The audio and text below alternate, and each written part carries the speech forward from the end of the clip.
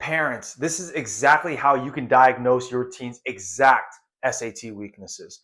For those of you guys who don't know me yet, my name is Jared Nguyen. I'm the founder and director of Geometry Guru's SAT Prep. And at this point in my career, I've helped hundreds of students increase their SAT scores so that they can go to their dream colleges or qualify for scholarships. In every single video that I post, I give you guys one actionable step to increasing your teen's SAT score. With that being said, family, let's get straight into it. This is exactly how you can diagnose your teen's SAT weaknesses.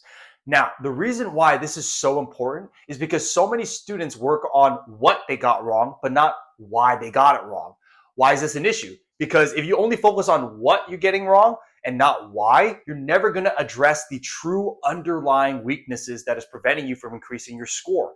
That's like if I go to a doctor, right? Because I think that I have the flu and he gives me medicine for the flu, but then all of a sudden, right, I actually don't have the flu, I have COVID, right? Same symptoms, right? What you're experiencing, but why you're experiencing those symptoms, not the same things, right? So many students end up practicing the wrong things because they misdiagnosed why are they sick, all right? So here's exactly how you have to do this. Now, typically students only have 3 reasons as to why they got something wrong in the exam.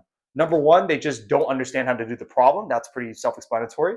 Number 2, they lack the timing or the strategies to finish it in a timely manner. Or number 3, they spent so much time on the beginning part of the exam that by the time they got to the harder questions at the end of it, even though they know how to do the harder questions, they just didn't have time because they're so fatigued, they're so tired because they spent so much time on the beginning part of the exam. So now that you understand this, you need to do this every single time you take a new practice exam, all right? You need to see every single problem on that exam, even the correct ones. How much time did you spend on each problem? Because if you just guessed on a bunch of problems and you got those correct, then those are still weaknesses even though you got them correct. So you need to address that.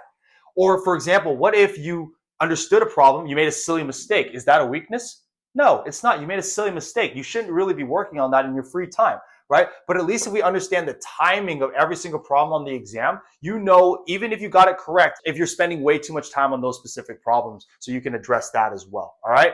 Now, most importantly though, you need to repeat the process with targeted practice. What I mean by that is this: once you have self-identified these problems, you need to find problems that are exactly like the problems that you missed or you guessed on or that you got lucky on, right?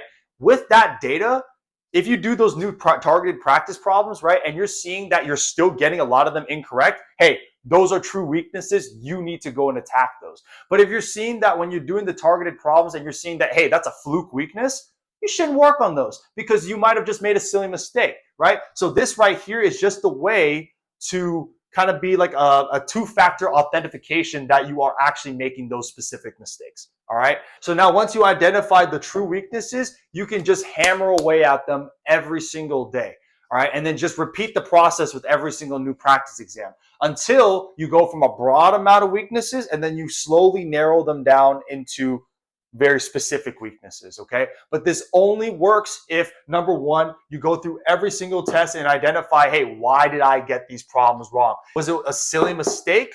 Was it because I don't understand the time? Was it because I don't understand the specific sub-concept? If you don't do those things, then realistically, you're never going to be able to get better at it, okay? All right, families, I hope that this was helpful for you today. If you need help applying this to your teen's unique situation, send me an email or send me a DM. I'd be more than happy to help you guys out.